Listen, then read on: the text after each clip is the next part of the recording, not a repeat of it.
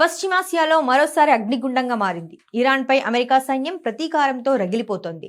జోర్డాన్లో జరిగిన దాడిలో 2 అమెరికా జవాన్లు మరణించడంతో యుద్ధం మరింత ఉధృతమవుతోంది. అమెరికా ఆదివారం ఇరాన్పై తీవ్ర స్థాయిలో విరుచుకుపడింది. క్షిపణులు, డ్రోన్లు ప్రయోగించింది. ఇరాన్ సైతం ఏమాత్రం వెనక్కి తగ్గకుండా జోర్డాన్లో అమెరికా స్థావరాలపై గురిపెట్టింది. దాంతో 9వ రోజు రాత్రి కూడా వైమానిక దాడులు కొనసాగినట్టు అమెరికన్ ఆర్మీ సెంటికాం పేర్కొంది. హర్ముజ్ జలసంధి ద్వారా ప్రయాణించే వాణిజ్య నౌకలు, పౌర నావికులపై దాడులకు ఉపయోగిస్తున్న ఇరాన్ సైనిక సామర్థ్యాలను దెబ్బతీయటమే ఈ దాడుల లక్ష్యమని అమెరికా మొదటి నుంచి చెబుతోంది. అయితే తాజా దాడుల్లో ఏ ప్రాంతాలను లక్ష్యంగా చేసుకున్నారో, ఎంత నష్టం జరిగిందో ఇంకా వెల్లడించలేదు. తాజా దాడుల నేపథ్యంలో ఇరాన్లోని పలు ప్రాంతాల్లో పేలుళ్ల శబ్దాలు వినిపించాయి. ఈ క్రమంలో ఇరాన్ నైరుతి ప్రాంతంలో నిర్మాణంలో ఉన్న డార్కోవిన్ అణు విద్యుత్ కేంద్రంపై అమెరికా క్షిపణులతో దాడి చేసింది. ఐక్యరాజ్య సమితి అంతర్జాతీయ అణుశక్తి సంస్థ IAEA ప్రకారం ఈ కేంద్రంలో ప్రస్తుతానికి ఎలాంటి అణు ఇంధనం లేకపోవడంతో రేడియేషన్ ముప్పు తప్పింది. మరోవైపు ఈ దాడికి ప్రతీకారంగా ఇరాన్ తన పొరుగు దేశాలైన బహ్రెయిన్, కువైట్, జోర్డాన్లపై క్షిపణులు, డ్రోన్లతో ప్రతిదాడులు జరిపింది. దాంతో ఇప్పుడు పశ్చిమాసియాలో యుద్ధ మంటలు మరింత ఎగిసిపడుతున్నాయి.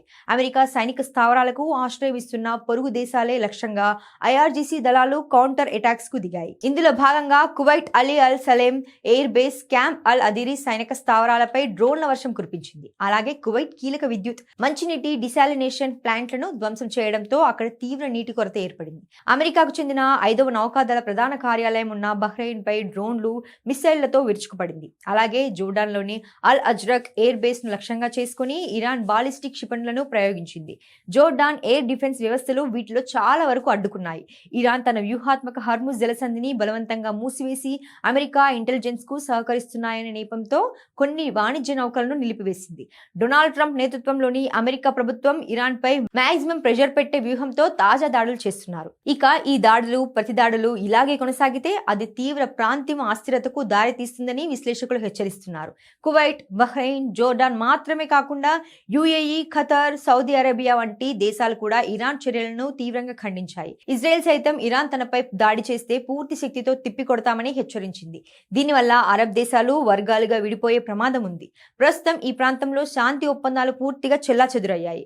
ఇరు పక్షాలు సంయమనం పాటించకపోతే ఇది 3వ ప్రపంచ యుద్ధ తరహా సంక్షోభానికి దారితీసే అవకాశం ఉందని అంతర్జాతీయ విశ్లేషకులు ఆందోళన వ్యక్తం చేస్తున్నారు.